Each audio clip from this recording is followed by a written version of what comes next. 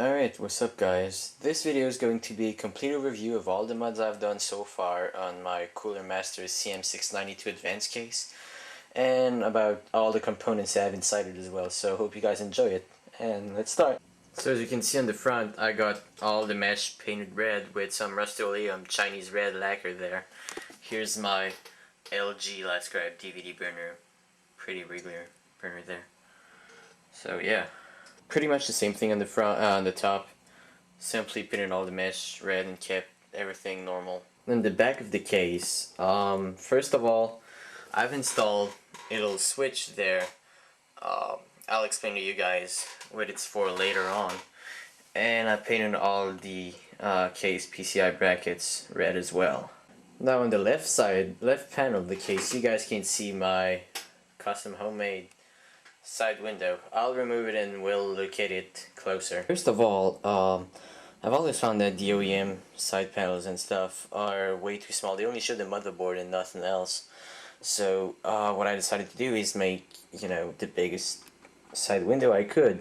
And secondly, I usually see people make custom side windows and put the acrylic sheet inside the case instead of the outside, so you don't see the extra or anything. What I decided to do is cut the acrylic so that there's a 1 centimeter border everywhere outside. So now, as you can see, the acrylic is actually outside the case instead of inside, and it's simply screwed and bolted into place with 9 of these. I think it actually looks pretty nice, since I've never seen anyone do it that way. Now once we strip down the case, you can actually see that I painted all the blades of my CoolerMaster Sickle Flow Red LED fans white. So here, 2 on the bottom, 1 on the back, and 2 on the top. Inside the case, I got an Asus Maximus 3 Formula motherboard. The CPU I have is an Intel Core i5-750 overclocked at 4 GHz. This is a Thermal Ride Venomous X cooler with 2 side Gentle Typhoon AP15s. Here's my 4 gigs of J-Skill Ripjaws, 2000 MHz overclocked at 2100 MHz. Here's my BFG Tech GTX 280 Corsair HX 750 watt power supply, as well as my 2 Western Digital Caviar Black 750 gigs hard drives. Now, talking about modding inside the case, first of all, as you can see, I painted my hard drive brackets red. I wanted to sleeve all the wires with, high quality sleeving that I would have ordered from Germany or something. I forgot the name of the sleeve or whatever. It was pretty expensive, so since I didn't have that money, I decided to go with some heat shrinks. So as you can see, out of the power supply, heat shrinked all the cables there. Decided to heat shrink white the CPU power cable, the motherboard power cable, as well as the graphic card power cable. I used to have some red cold cathodes in this PC. The 2 things I didn't like about cold cathodes is, 1, they use an inverter and they're not the safest things for your power supply, and 2, red cold cathodes can't be red, they're actually kind of orange. So what I decided to do is to change the lighting. I wanted the lighting inside the case to be white, but I didn't want to get some cold cathodes and everything, and I wanted to be able to put some lighting everywhere I wanted. So it gives, a global lighting that is much better than the cold cathodes. So what I did, I just bought some LED strips, and I hooked up a 1 foot long on the bottom of the case, another 1 foot long right there, top of the case.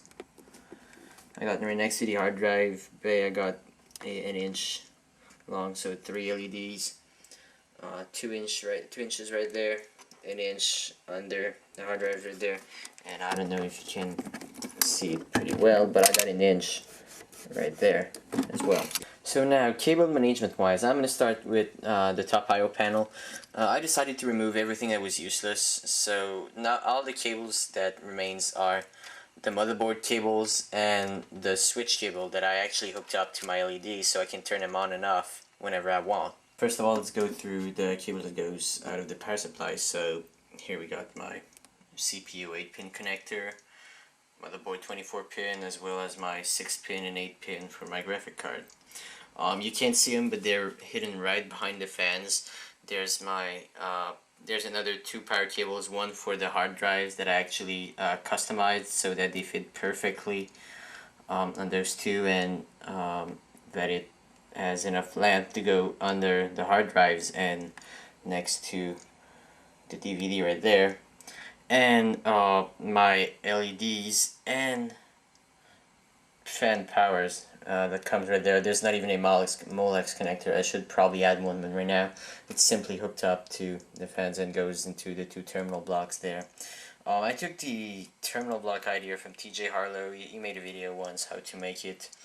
To make one for his Antec 1200 fans, I decided to take the same idea and everything and actually do one for my LEDs and do one for my fans. So this one, the power comes there, it goes to the switch, comes back right there. So if I press the switch right there, the LEDs are going to turn on. If I press again, it's going to turn off. For the fans, here comes the switch I showed you in the back panel. I used to have a fan controller, but I wasn't, really messing with the RPMs or anything at all. So it was pretty much useless, and I didn't really like the effect it gave on the front. So what I decided to do is to make a 5-volt, 12-volt switch. So these wires goes all the way right there. They're all hidden. They're going there, and all the way there to the switch. So when the switch is on bottom position right there, fans runs in 5-volt, and when I turn it up, 12 volts. So if I need a benchmark or anything, or if it's really out for some reason, I can turn them to 12 volts, but I really don't need them since the fans are fairly good in 5-volt and push enough air. Doesn't give me any temperature increase or anything.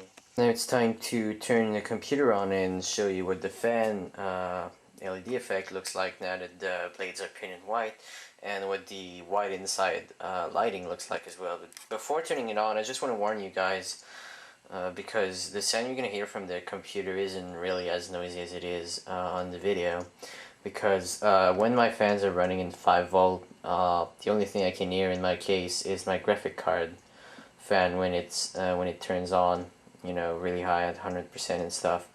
So don't really mind about the noise. So let me turn on my computer. So that's what the front fan looks like in 5-volt. Once I turn off the light, that's what the LEDs looks like. Let me turn the light back on. Turn the fans up to 12-volt. That's what it looks like. It looks like 12-volt now. I'll use it a little brighter stuff.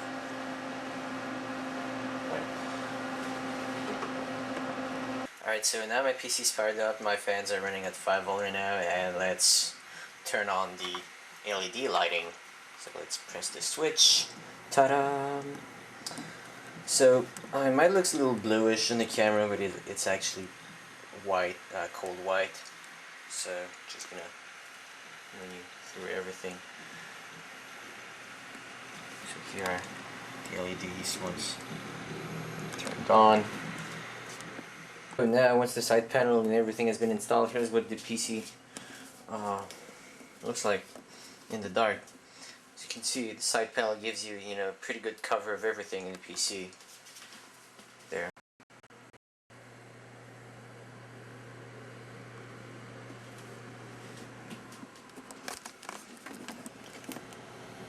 Top fans right there, and back fan.